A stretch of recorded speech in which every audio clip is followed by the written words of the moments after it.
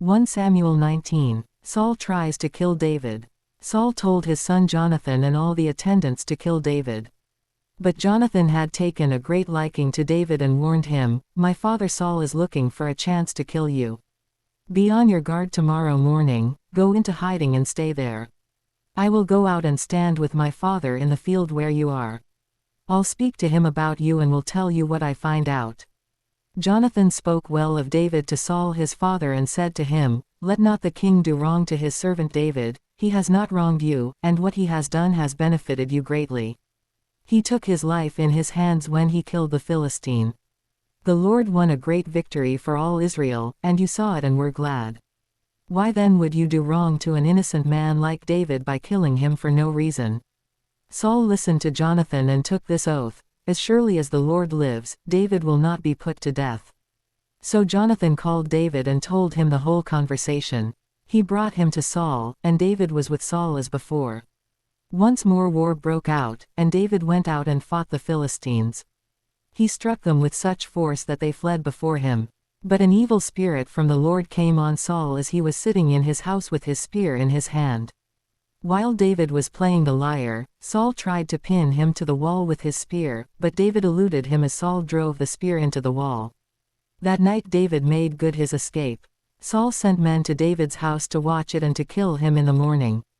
But Michal, David's wife, warned him, "If you don't run for your life tonight, tomorrow you'll be killed."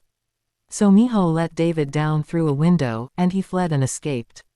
Then Michal took an idol and laid it on the bed, covering it with a garment and putting some goat's hair at the head. When Saul sent the men to capture David, Michal said, "He is ill." Then Saul sent the men back to see David and told them, "Bring him up to me in his bed so that I may kill him." But when the men entered, there was the idol in the bed, and at the head was some goat's hair. Saul said to Michal, "Why did you deceive me like this and send my enemy away so that he escaped?" Michal told him, "He said to me, 'Let me get away. Why should I kill you?'"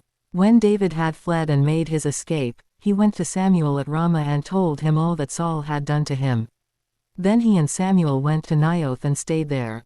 Word came to Saul, "David is in Naioth at Ramah," so he sent men to capture him.